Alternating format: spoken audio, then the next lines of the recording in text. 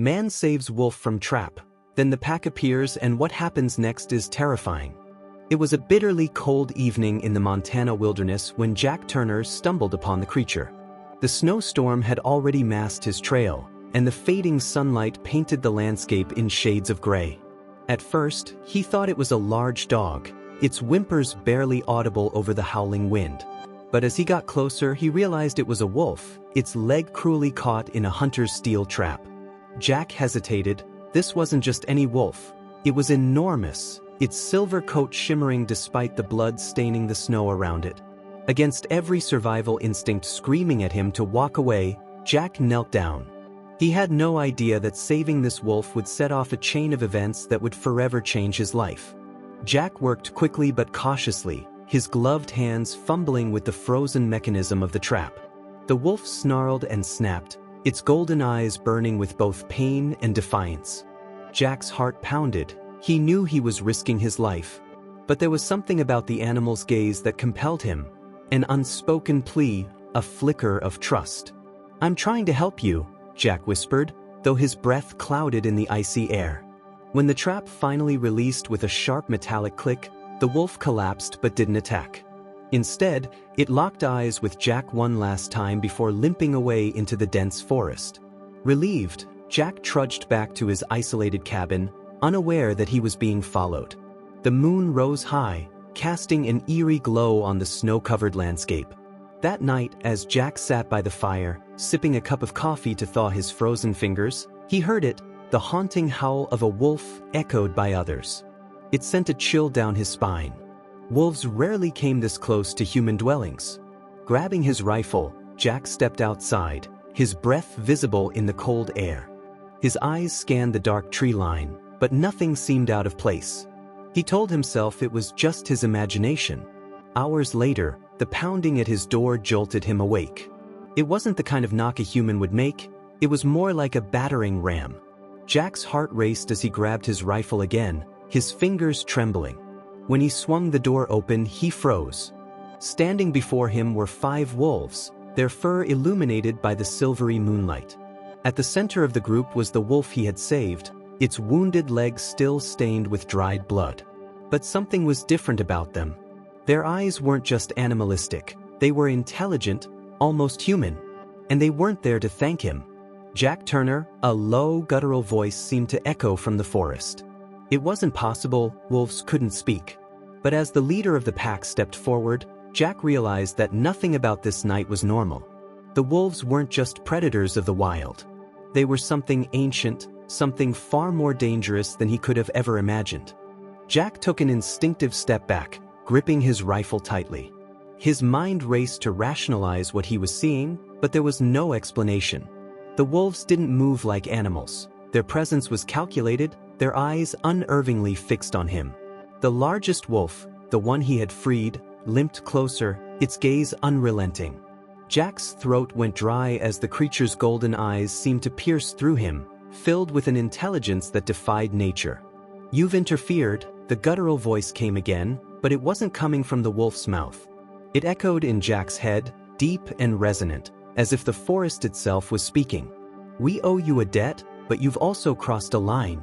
Jack stumbled backward, his mind spinning. Was he losing his sanity? "Who are you? What are you?" he stammered, his voice barely audible over the wind. The wolf tilted its head, its injured leg trembling under its weight.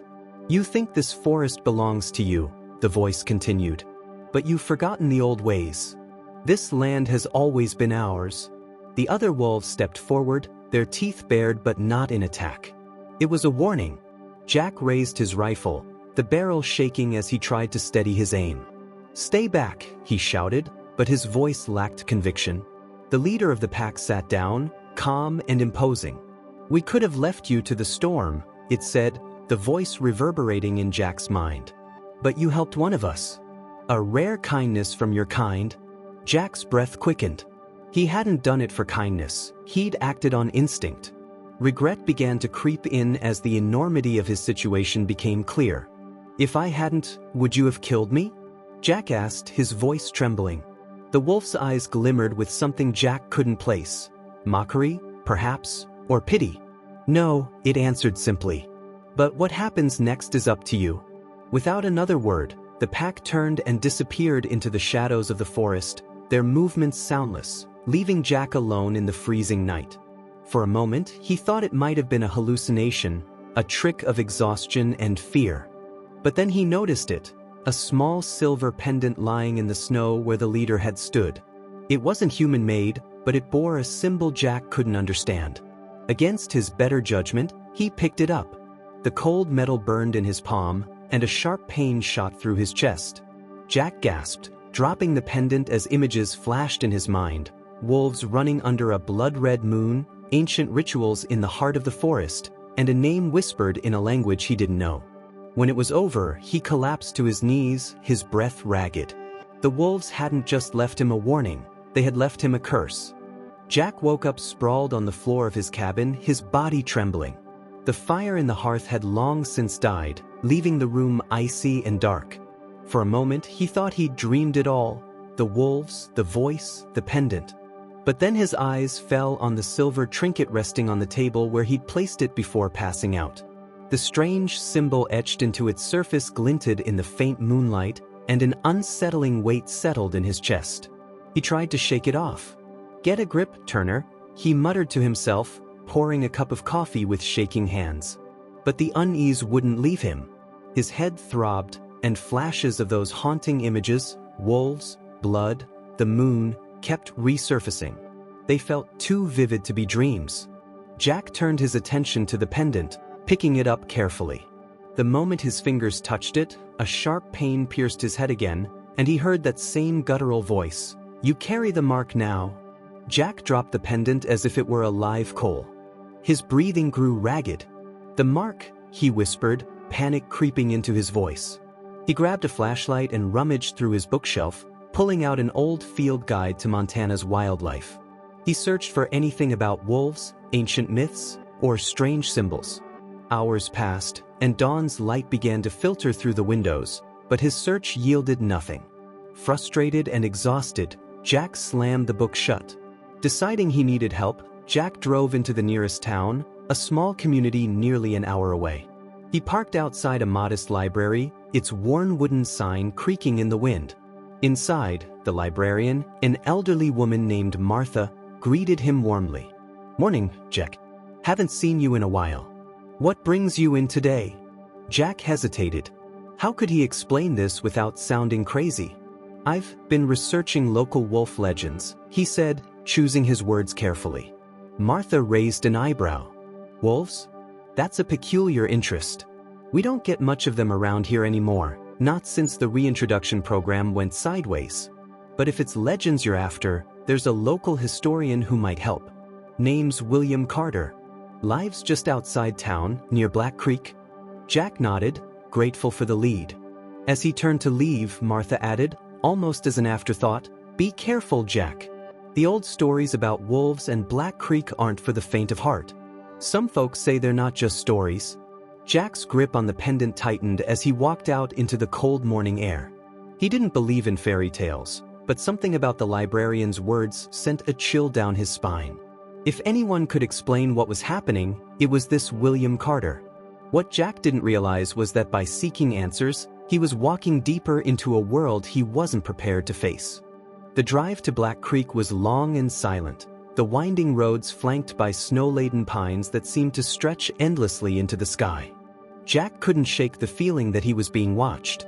Every so often, he glanced into his rearview mirror, half expecting to see glowing eyes staring back at him. When he finally reached the small, weathered house perched on the edge of the frozen creek, he hesitated. The place looked as old as the forest itself, with ivy creeping up its wooden walls and smoke curling lazily from the chimney. Jack knocked, the sound echoing in the still air. Moments later, the door creaked open, revealing a man with sharp features, piercing gray eyes, and a weathered face that spoke of decades spent in the wilderness. "William Carter?" Jack asked. The man studied him for a long moment before nodding. "You must be Jack Turner." Martha called ahead. Without another word, Carter stepped aside, motioning for Jack to enter. The inside of the house was a cluttered maze of books, maps, and artifacts. Faded photographs of the forest hung on the walls, alongside animal skulls and old hunting gear. Carter gestured to a chair near the fireplace. "So," he said, his voice rough like gravel, "what kind of trouble are you in?" Jack hesitated, then reached into his pocket, pulling out the silver pendant. He placed it on the table between them. "Do you know what this is?" Carter's eyes darkened as he picked up the pendant, holding it under the dim light. "Where did you get this?" he asked, his tone low and serious. Jack explained everything: the wolf in the trap, the pack at his door, the voice in his head. Carter listened in silence, his expression unreadable. When Jack finished, Carter leaned back, the chair creaking under his weight. "You've stumbled into something ancient," he said. "That symbol, it's the mark of the Winter Pack. They're not just wolves, Jack. They're guardians of this land, bound by blood and magic older than any of us." Jack frowned. "Guardians? What does that even mean?" Carter sighed, rubbing his temples. "It means you've been marked. They don't trust humans, not after what we've done to their territory. But by saving that wolf, you earned their attention. That pendant, it's a test, Jack. They're watching you, deciding if you're worthy of their trust or their wrath." Jack's stomach churned. "And if I fail this test?" Carter's expression turned grim. "Then you won't live to see spring." The weight of Carter's words settled over Jack like a shroud. He stared at the pendant, its strange symbol now feeling like a noose tightening around his neck. "What do I do?" Jack asked, his voice barely above a whisper. Carter leaned forward, his gaze intense. "If you want to survive, you need to prove yourself. But be warned, earning the trust of the Winter Pack comes with a price. And once you're in their world, there's no going back." Jack left Carter's house with more questions than answers, his grip on the steering wheel tight as he navigated the icy roads back toward his cabin. The silver pendant sat on the passenger seat, gleaming faintly in the dim light of the truck's dashboard. Carter's warning echoed in his mind: once you're in their world, there's no going back. Jack had no idea what proving himself to the Winter Pack entailed, but he knew one thing: he was in over his head. That night, the storm returned, blanketing the forest in an eerie silence. Jack sat by the fire, staring at the pendant as if it might reveal its secrets. Suddenly, a low growl broke the stillness, sending a shiver down his spine. He grabbed his rifle and crept to the window, peering into the darkness. At first, he saw nothing. Then, a pair of golden eyes appeared, glowing faintly in the shadows. Jack's breath caught. It was the injured wolf. Before Jack could react, the wolf turned and disappeared into the trees, its movements slow and deliberate. It was beckoning him.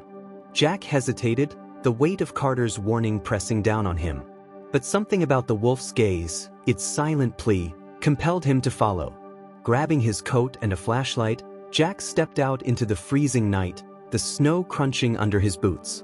The wolf led him deeper into the forest, its silver coat a ghostly blur against the dark backdrop of trees. Jack's flashlight flickered, casting long, distorted shadows that seemed to move on their own. The deeper they went, the more the forest felt alive, as if it were breathing around him. He heard whispers on the wind, faint and haunting, but he couldn't make out the words. After what felt like hours, the wolf stopped at the edge of a frozen clearing. Jack froze too, his breath visible in the frigid air. In the center of the clearing stood a massive tree, its gnarled branches stretching toward the sky like skeletal hands. At its base lay a pile of bones, some animal, some unmistakably human. Jack's stomach churned, but he couldn't look away. The wolf turned to him, its golden eyes glowing with a mix of urgency and sorrow. Jack didn't need words to understand. It was a warning. This was the price of failure. As the wolf stepped closer to the tree, Jack noticed something carved into its trunk, the same symbol from the pendant, glowing faintly as if alive. Jack's heart pounded as the air grew heavy, and a deep, guttural voice echoed through the clearing. "Prove yourself, or join the forgotten." The voice reverberated through Jack's skull, leaving him frozen in place. The wolf turned back to him, its gaze filled with expectation. Jack clenched his fists, his pulse racing. He didn't understand what proving himself entailed, but the pile of bones at the tree's base left no doubt about the consequences of failure. "What do you want from me?" Jack whispered, his voice trembling in the icy air.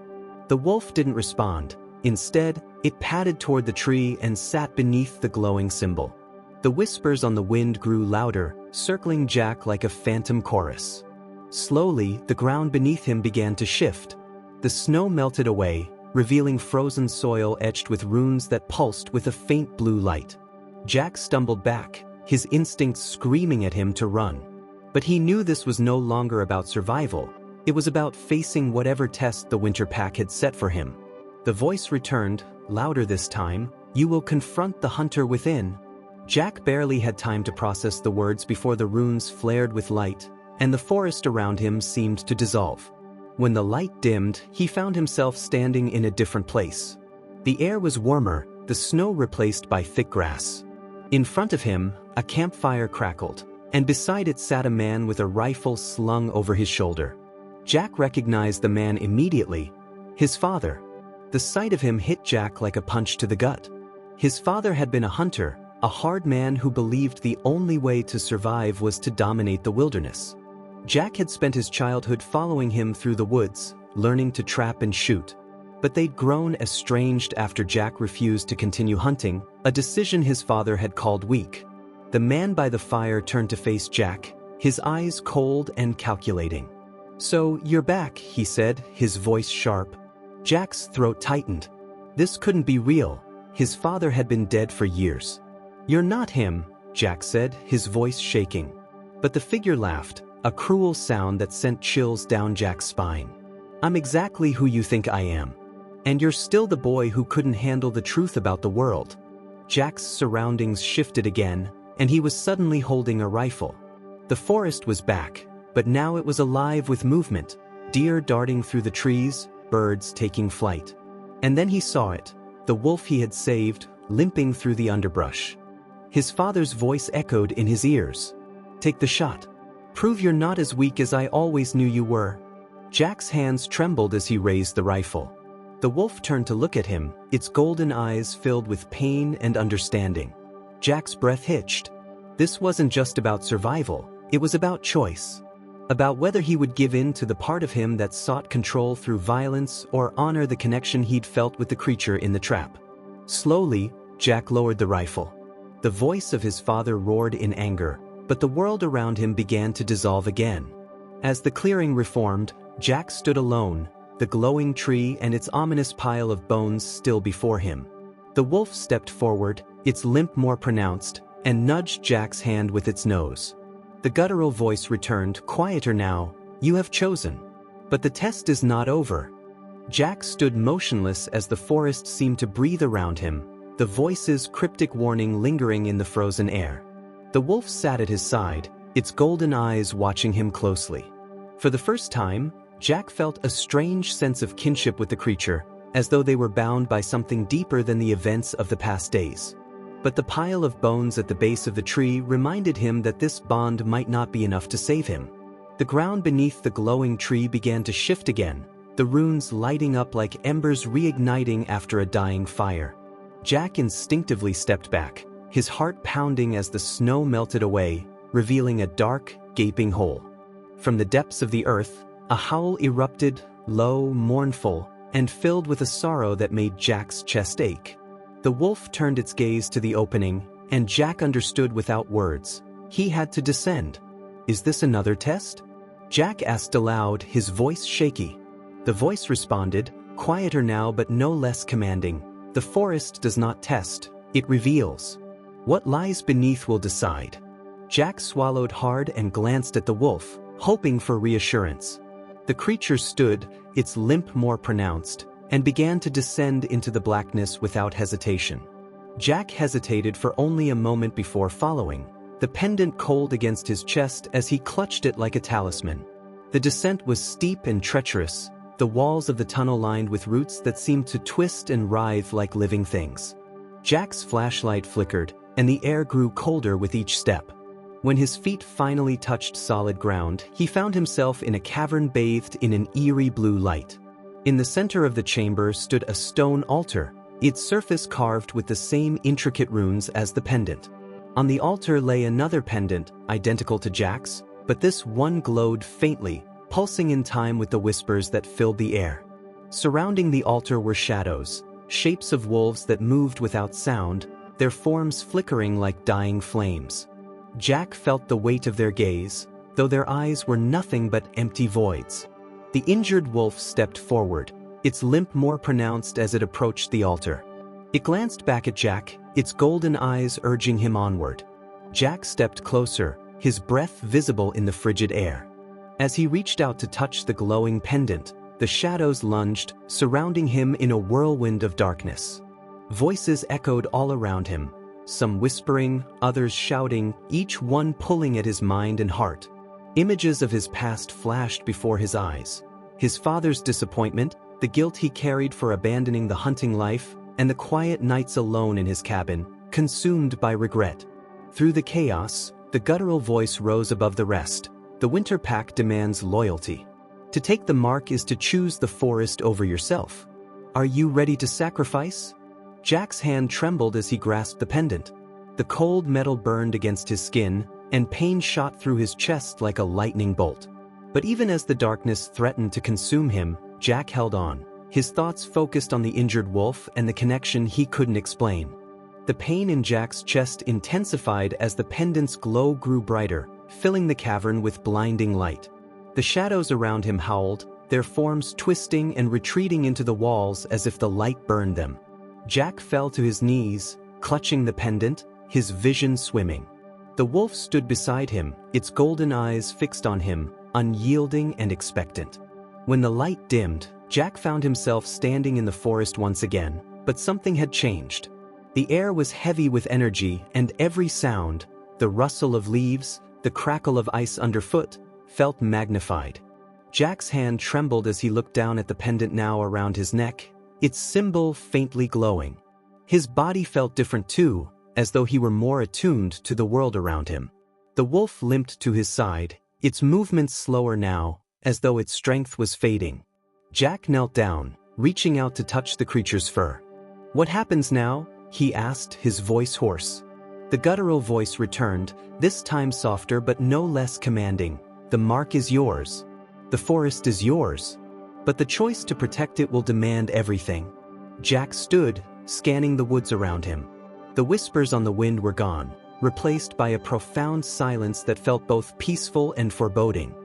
He looked down at the wolf, its breathing shallow, and realization struck him like a hammer. The creature was dying. "No," Jack murmured, panic rising in his chest. "I didn't come this far to watch you die." The wolf's eyes met his, and for a moment, the world seemed to stop. Jack felt a rush of memories, images of the wolf running under the moon, leading its pack, and finally being caught in the trap that had nearly ended its life. But there was something more, something ancient and profound. The wolf wasn't just a creature, it was a guardian, a conduit for the forest's will. And now that role was passing to Jack. As the wolf took its final breath, a deep, mournful howl echoed through the forest. Jack felt a surge of energy course through him, and for a moment, it was as if the forest itself breathed through him. He staggered, clutching the pendant, as the shadows of wolves began to emerge from the trees, their forms flickering like dying flames. They circled him, their golden eyes watching, waiting. The voice returned, firm and resolute. "You are the bridge between man and the wild. The forest will live through you, or it will die with you. Choose." Jack's heart pounded as he looked at the pack, their presence both awe-inspiring and terrifying. He didn't feel ready, but deep down he knew there was no turning back. The forest had chosen him, and now he had to decide whether he was willing to carry its burden. Jack's chest tightened as the wolves encircled him, their golden eyes reflecting the pale light of the moon. Their presence was overwhelming, yet there was no aggression, only expectation. He felt the weight of the pendant around his neck, its cold surface a constant reminder of the path he'd unwittingly stepped onto. The voice echoed once more, "The balance must be restored. To bear this burden is to become one with the forest. Are you prepared to surrender?" "Surrender what?" Jack demanded, his voice breaking. "My life? My freedom?" His words hung in the air, unanswered. The wolves remained still, their forms solid yet ethereal, as though they were part of the forest itself. The injured wolf's body lay motionless nearby, but its presence lingered in Jack's mind, as if its spirit had merged with his own. Memories that weren't his flashed before his eyes. Hunters tearing through the forest, traps snapping shut, the cries of injured animals, and the slow, silent decline of the wilderness. Jack saw the Winter Pack fighting to protect their territory, outnumbered and outmatched, until they were forced to retreat deeper into the woods. And then he saw himself, the man who had saved one of their own, standing at the edge of two worlds. Jack's knees buckled, and he sank to the ground, his hands gripping the snow. He'd come to this forest to escape the ghosts of his past, but now he realized he was being asked to confront them head-on. His father's voice echoed in his mind, harsh and unrelenting. "You're either a predator or prey, Jack. There's no in-between." But the forest seemed to challenge that notion, offering a different path, one of stewardship, not dominance.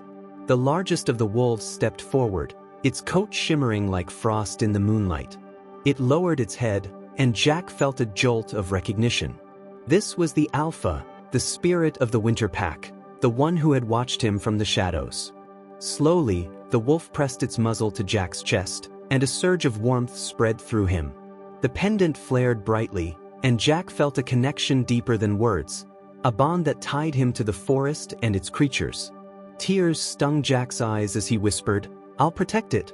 I'll protect all of you." The forest seemed to exhale, the tension in the air easing as if it had been holding its breath. The wolves raised their heads and howled in unison, their mournful cries reverberating through the trees. Jack felt the sound deep in his bones, a solemn oath binding him to the land. When the howling ceased, the wolves began to retreat into the shadows, their forms dissolving into the night. Only the Alpha remained, its golden eyes fixed on Jack. The guttural voice returned one last time. "The Winter Pack will guide you, but the choices are yours. Guard this land, and it will guard you in return. Fail, and the forest will consume you." Jack nodded, his resolve hardening. As the Alpha faded into the darkness, Jack stood alone beneath the glowing tree, the weight of his new responsibility settling over him like a mantle. The forest was his now, not to control, but to protect. And as the first rays of dawn pierced the canopy, Jack knew his life would never be the same. The days that followed felt like a blur to Jack. He spent his time wandering the forest, feeling both connected to and apart from it.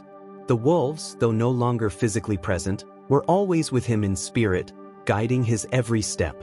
He could sense their movements in the rustling leaves, hear their whispers in the wind. The forest seemed to speak to him now, its needs, its pain, its life and death. Jack had become its steward, its protector, and it had become a part of him. But as the weeks passed, the weight of the responsibility began to settle in. Jack could no longer pretend he was just a man living on the fringes of the wild. He had become the bridge between two worlds, the human world and the ancient, untamable wilderness that had once been his refuge. He could no longer ignore the encroaching threats, the hunters, the loggers, the developers who saw the forest as a commodity to be bought and sold. They didn't understand, and they didn't care. One evening, as Jack walked the perimeter of the forest, he spotted the first signs of trouble. Tire tracks, fresh and deep, marked the snow-covered ground near the edge of the woods. His heart sank. He knew what this meant. The Winter Pack had warned him of the dangers of human greed, but he hadn't anticipated it coming so soon. The forest had given him its trust, and now it was time to prove himself. He followed the tracks until they led to a clearing where a group of men were setting up camp. They were armed, their equipment heavy and intrusive, cutting through the forest like a wound that would not heal. Jack's fists clenched at his sides. He had no choice now. He was no longer a bystander. The voice of the forest echoed in his mind. "Defend what is yours." The moonlight glinted off the barrel of a rifle as one of the men walked toward the edge of the clearing, his eyes scanning the trees. Jack's heart raced. He knew that if he didn't act now, the forest would be lost. The Winter Pack had given him the power to protect it, but with that power came a price. He had to make the choice that had been set before him from the beginning. To protect, even if it meant becoming the very predator his father had once taught him to be. With a deep breath, Jack stepped forward, his footsteps silent against the snow. The wolves were with him now, their eyes glowing from the shadows, waiting for his command. His hand went to the pendant at his chest, and he whispered the words he had not yet said aloud, "I choose the forest." The wind picked up, swirling around him as the wolves materialized at his side. The men didn't see them coming, didn't understand what was about to happen. And as Jack moved to confront them, the forest did what it had always done. It fought back. The wolves howled, the ground shook, and the trees seemed to reach out with their ancient roots, pulling the men into the depths of the earth. When the morning sun rose over the clearing, it found only silence. The men were gone, swallowed whole by the forest's wrath. Jack stood alone, the weight of his actions pressing down on him like an unshakable truth. The forest was safe, for now. But Jack knew the fight wasn't over. It never would be. As the wind whispered through the trees, Jack looked up at the sky. The Winterpack's presence was all around him, guiding him, watching him. He wasn't just a man anymore. He was the guardian of something older than time itself, bound to it by blood, by sacrifice, and by an unbreakable oath. The forest was his home now, and no one would take it from him. The wolves had chosen him, and he had chosen them in return.